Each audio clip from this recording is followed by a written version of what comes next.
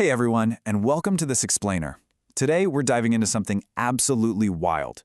We are exploring a deeply psychological and structural trajectory of artificial intelligence. We're not just looking at the code or the hardware today, we're mapping out the profound human impacts derived directly from our source material, featuring some incredible insights from Peter Diamandis. We're going to examine this crazy journey from imminent job automation all the way to a very real, looming crisis of human meaning.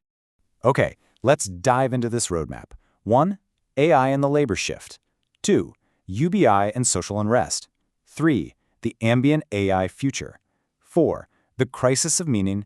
And finally, 5. Free will versus determinism. Section 1. AI and the labor shift. The immediate question on absolutely everyone's mind. Who gets replaced first? Our source outlines a really fascinating debate on job vulnerability. Right now, if you're a white-collar worker, you face a much more immediate risk of displacement by digital AI models. Blue-collar workers, on the other hand, well, they've got a temporary buffer. They're currently protected by the physical limitations of modern robotics. But make no mistake, once robotics inevitably catch up to that digital intellect, a lack of adaptation is going to spell trouble for absolutely everyone in the workforce. So, the crucial point is, how do we actually survive this transition? Peter Diamandis' thesis argues that making it through this decade requires crossing a massive chasm. It literally requires adopting a purpose-driven mindset to anchor yourself and a curiosity-driven mindset to adapt. Ultimately, it requires a willingness to move away from just executing manual labor and stepping up into a role where you are actively directing AI rather than trying to compete with it. I don't think we're going to see things with human labor eliminated without those people moving up a level. This quote perfectly anchors our labor discussion. It represents an incredibly optimistic view of the future of work. The idea isn't that humans are just going to be discarded. It's that we will remain fundamentally in the loop as overseers.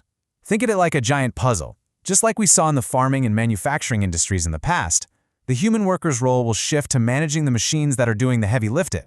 Section 2. UBI and social unrest. Let's look at the transition period. Now, this transition period is predicted to be highly volatile. The source notes a truly chilling, growing phenomenon: AI extremism.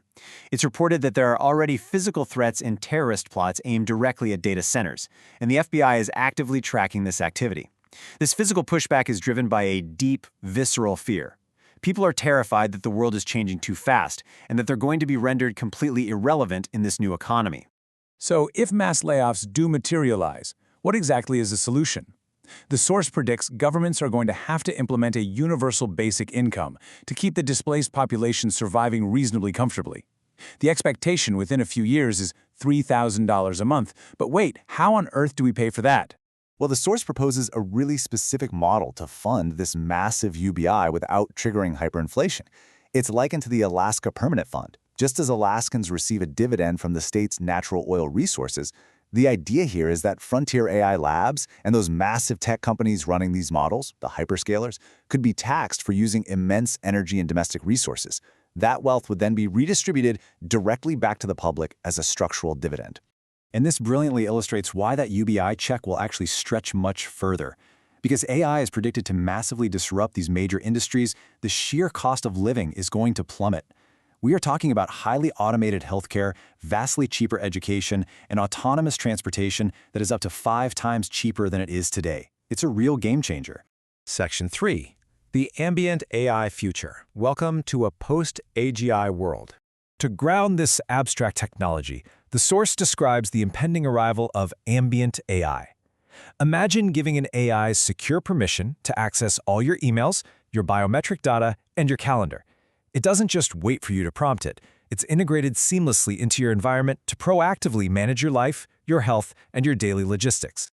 Let's actually walk through this exact hypothetical automagical morning routine presented in the source. You wake up and your ambient AI scans your biometrics, suggesting you need a bit more vitamin D today. You finish breakfast and walk out the front door. But waiting for you isn't just a regular cab. It is a literal cybercab equipped with a bed. Why? Because your AI knew you slept poorly the night before and autonomously booked you a nap for your commute. No way, right? Now that is service. With all these crazy conveniences, some argue we should still slow down AI development because of the risks. But the source makes a very strong moral argument against that. Regulating and stifling AI, they argue, is a moral failure to the developing world. By slowing down, we're delaying the eradication of diseases. We're delaying expanding human health span, achieving infinite energy like fusion, and ultimately, we're delaying uplifting global populations that are currently living in poverty. Section 4. The crisis of meaning. Let's look at the psychological impacts. However, achieving this utopian abundance introduces a deeply concerning psychological complication. The source introduces this terrifying historical analogy. The French Revolution wasn't started by a bunch of poor people, it was started by overproduced elites that were sitting around, had just enough money to not need to work. History shows us time and again that immense comfort, when it is entirely divorced from purpose, breeds intense societal derangement.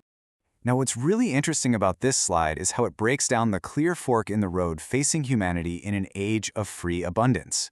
Will you be the consumer, just sitting back while an Optimus robot fetches you a drink and you passively watch custom AI-generated entertainment? Or will you be the creator, actively utilizing these incredible new AI capabilities to build things, launch businesses, and massively uplevel your own ambitions? To ground this creator mindset, the source shares this incredibly inspiring anecdote. A jobless man in a remote Moroccan village simply logged on to ChatGPT, listed his location and his skills, and just asked for ideas. It suggested an e-bike tour business. So he built the marketing plan with the AI, launched it, and now he makes a great living. It is the perfect example of how personal agency and curiosity will always beat apathy. But this brings us to the core complication of our explainer, the ultimate paradox. Universal basic income will absolutely solve starvation and material poverty. But for many, it's going to create mass psychological derangement by entirely eliminating their traditional sense of meaning. For all of human history, simply staying alive was hard work. If we make staying alive perfectly easy, we seriously risk breaking our own internal, biological algorithms for purpose. Section 5. Free will versus determinism. Let's talk about control in a new world. So if human nature is suddenly stripped of its survival struggle, how much control do we actually have over how we react? The source debates this concept of stochastic determinism, which is the theory that humans actually lack free will and our actions are entirely dictated by biological algorithms and adaptations. It's presented as a bit of a black pill argument. The theory suggests that some humans simply do not have the biological or psychological capacity to adapt to this rapid, abundant change. They're basically hardwired to need the struggle. So, what does this all mean? We have to pause and ask ourselves, if our universe truly is deterministic, where exactly is free will hiding? Can humans consciously choose to adapt to a completely unrecognizable future? Or are millions destined to spiral into a crisis of meaning simply because their biological programming just can't handle a world without forced labor? Let's move to and see how this builds.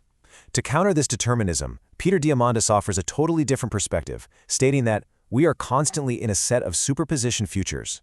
This quantum-inspired view leaves a really vital sliver of hope. It suggests our path isn't completely locked in. Our mindset and our choices ultimately lock in, or collapse, our personal future into reality. Which brings us to our final thought. The technology is coming, the abundance is coming, and the ease of survival is for sure coming. When human survival is fully guaranteed, but human purpose is not, how will you choose to metabolize that abundance? Will you consume, or will you create? Thank you so much for joining us for this explainer, and we really hope this leaves you eager to explore your own purpose in the coming age of AI.